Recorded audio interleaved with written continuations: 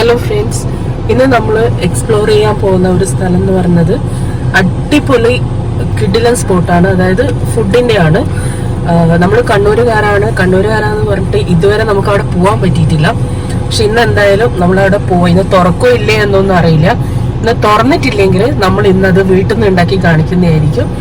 അപ്പോൾ ഫ്രണ്ട്സ്, ഞങ്ങളെ ചാനൽ ആദ്യമായി കാണുന്ന ആൾക്കാർ സബ്സ്ക്രൈബ് ചെയ്യുക, സപ്പോർട്ട് ചെയ്യുക. അപ്പം നമുക്ക് അവിടെ വെച്ച് കാണാം. അങ്ങനെ നമ്മൾ വീട്ടിൽ നിന്ന് ഇറങ്ങി മേലേച്ചൊവ്വ എത്തി.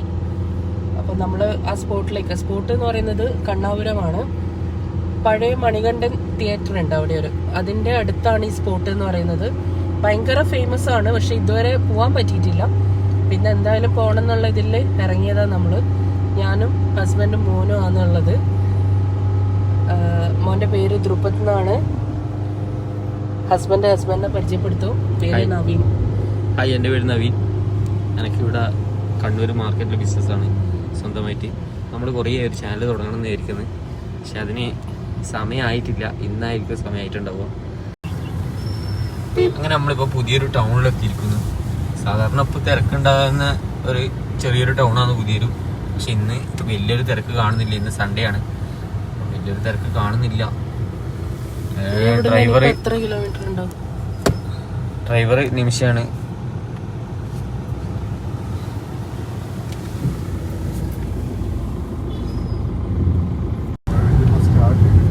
അങ്ങനെ നമ്മളിപ്പോൾ വളവട്ടണം പാലത്തിൻ്റെ മുകളിലേക്ക് എത്താറായി. വളവട്ടണം പാലം എന്ന് പറയുന്നത് നമ്മുടെ കണ്ണൂരുകാർക്ക് സംബന്ധിച്ചിടത്തോളം ഏറ്റവും കൂടുതൽ ബ്ലോക്ക് ഉണ്ടാകുന്ന ഒരു പാലമാണ്. അത് ഇപ്പം നമ്മുടെ ഈ പുതിയ റോഡ് വരുന്നതുകൊണ്ട് റോഡിൻ്റെ പണി അപ്പുറത്തെ സൈഡിലാണ് നടക്കുന്നത്. ആ റോഡും കൂടി ഒന്ന് വന്നു കഴിഞ്ഞാൽ പാലത്തിൻ്റെ ഇത്ര തിരക്കുണ്ടാവില്ല. പിന്നെ ഈ കൂടുതലും ഈ ഹൈവേയിലൂടെ പോകുന്ന ചരക്ക് വണ്ടികളും ബസ്സെല്ലാം നേരെ അതിലൂടെ പോകും. വലിയ വലിയ ദീർഘദൂര ബസ്സുകളും അതെല്ലാം ഹൈവേയിലൂടെ പോകും. NH66 പോകും. ഇപ്പോൾ അങ്ങനെ ഇപ്പോൾ പഴയ പാലമായി മാറും. ഇപ്പം നമ്മൾ വളവട്ടണം പാലം കഴിയാറായി.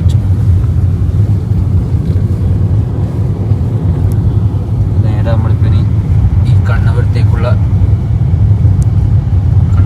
പോവുകയാണ്. തുറക്കുമെന്നൊന്നും അറിയില്ല, സൺഡേ അല്ലേ. പോയി നോക്കാം. ഉണ്ടെങ്കിൽ നമ്മളിങ്ങനെ കാണിച്ചു തരാമല്ലോ. നമ്മളങ്ങനെ കണ്ണാപുരം സ്പോട്ടിലെത്തി. വീട്ടിൽ നിന്ന് ഇറങ്ങുമ്പോൾ പറഞ്ഞതുപോലെ തന്നെ ഷോപ്പ് ഇന്ന് ക്ലോസ്ഡ് ആണ്. പക്ഷെ എന്തായാലും നമ്മൾ ഇന്ന് സാധനം ഉണ്ടാക്കും. അപ്പോൾ പോകുമ്പോൾ സാധനം വാങ്ങിക്കണം. ഇന്ന് എന്തായാലും ഉണ്ടാക്കിച്ച് എന്തായാലും നിങ്ങൾക്കത് കാണിച്ചു തരും. എന്തൊക്കെ സാധനങ്ങളാണ് വേണ്ടത് എന്ന് നമ്മൾ കണ്ടിട്ടുണ്ട്. അതുകൊണ്ട് ഇന്ന് നമുക്കൊന്ന് ട്രൈ ചെയ്ത് നോക്കാം. അത്രയും ടേസ്റ്റ് വരുമോ എന്നുള്ളതൊന്നും പറയാൻ പറ്റില്ല.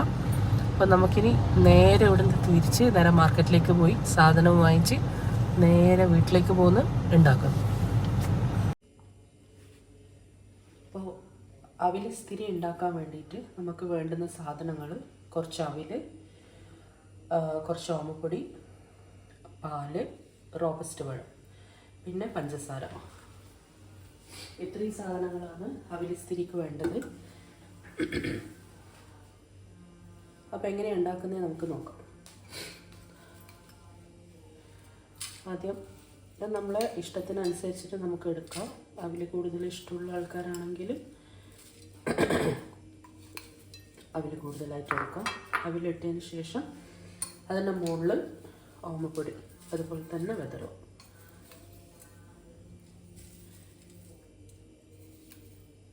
വളരെ ചെറിയ സമയം കൊണ്ട് നമുക്ക് ഉണ്ടാക്കാൻ പറ്റുന്ന ഒരു സാധനമാണ് അവിലിസ്ഥിരി.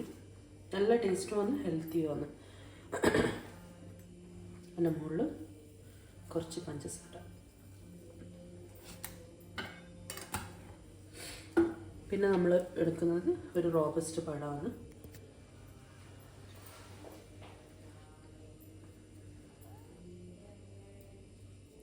ചെറുങ്ങനെയായിട്ട് കട്ട് ചെയ്യാം. കത്തിയൊന്നും വേണ്ട, സ്പൂൺ കൊണ്ട് തന്നെ നമുക്ക് നീങ്ങിങ്ങനെ മുറിച്ചെടുക്കാൻ പറ്റും.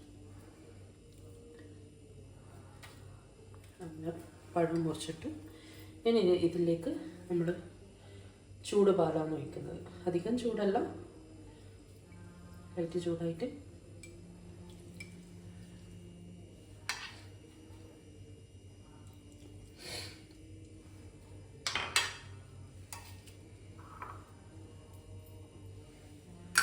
അപ്പോൾ അവിലിസ്തിരി റെഡി.